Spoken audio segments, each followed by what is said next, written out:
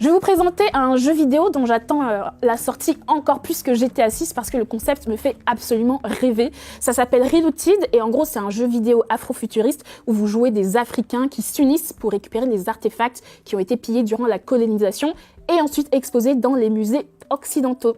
Pour vous donner du contexte, imaginez qu'on est à la fin du 21e siècle et les musées ont signé un traité où ils promettent de rendre les œuvres. Sauf qu'ils arrivent à exploiter une faille du traité qui leur permet de ne pas retourner leurs biens aux Africains.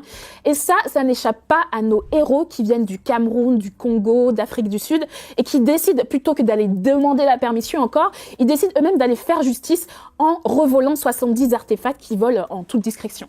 Concrètement, dans le jeu, vous montez une équipe, vous préparez votre plan de fuite, vous récupérez les œuvres et vous fuyez en faisant du parcours avec le personnage de Nomali que j'adore.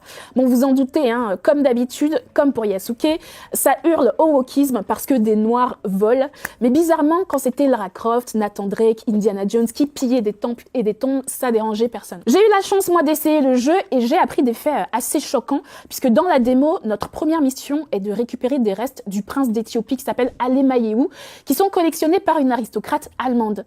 Et ça fait écho à sa véritable histoire dans la vraie vie, puisque le prince est enterré en Angleterre alors que sa famille réclame son rapatriement en Éthiopie depuis des années. On a tendance à l'oublier, mais dans la vraie vie, les colons ne collectionnaient pas juste des objets, mais aussi des restes humains. Pendant longtemps, on pouvait les retrouver d'ailleurs aux zoos humains du jardin d'acclimatation à Paris.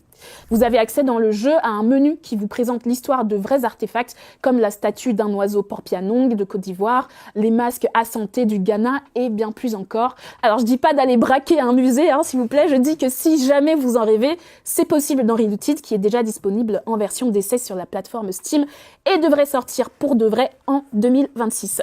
Du coup, je vous pose la question, est-ce que vous pensez que le jeu est réaliste? Est-ce que d'ici la fin du 21e siècle, ils auront rendu les œuvres? Vous avez 4 heures dans les commentaires.